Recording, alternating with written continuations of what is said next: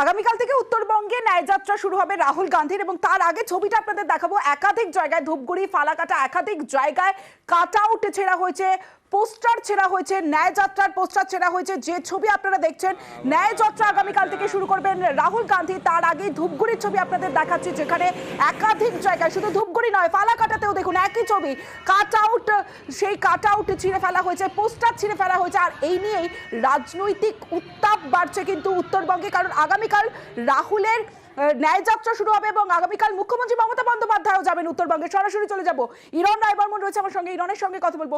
Elon, প্রথম থেকে একটা জটিলতা তৈরি হয়েছে, তার মধ্যে নতুন করে একটা সংযোজন, এই পোস্টার, ব্যানার, কাট আউট ছেড়া। তাহলে তো উত্তরবঙ্গের রাজনৈতিক উত্তাপ ক্রমশ বাড়ছে।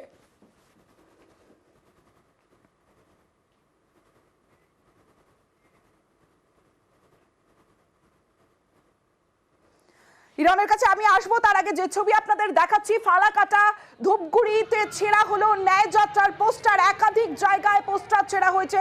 যে ছবি আপনারা দেখছেন, বিভিন্ন জায়গায় রাহুলের ন্যায়যাত্রার আগেই পোস্টার ছেঁড়া ঘিরে নতুন করে উত্তেজনা ছড়িয়েছে উত্তরবঙ্গে।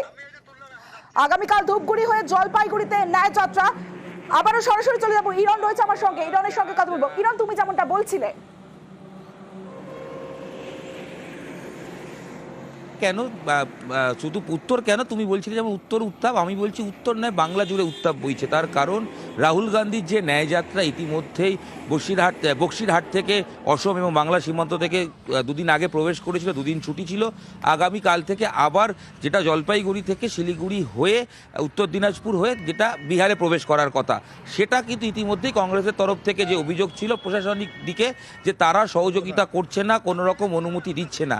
আজ সকাল থেকে দেখা যায় কংগ্রেস যে সরাসরি অভিযোগ করতে শুরু করে, ফালাকাটা, জলপাইগুড়ি, লাটাগুড়ি, বিস্তীর্ণ অঞ্চল, শিলিগুড়ির কিছু জায়গায়, বিভিন্ন জায়গায় তাদের এই ন্যায়যাত্রার যে পোস্টার সেটা ছিঁড়ে দেওয়া হয়েছে। এবং এটা ছিঁড়ে দেওয়া হয়েছে, তার প্রতিবাদে কংগ্রেস মিটিং করে, তারপর তারা মিছিল করে, তারা কোতোয়ালি থানায় গিয়ে ঘেরাও করে, তারা অভিযোগ জমা দেয়। কিন্তু কংগ্রেসের পক্ষ থেকে স্পষ্ট করে বলা হচ্ছে যে ন্যায়যাত্রার ক্ষেত্রে কেন এত বাধা।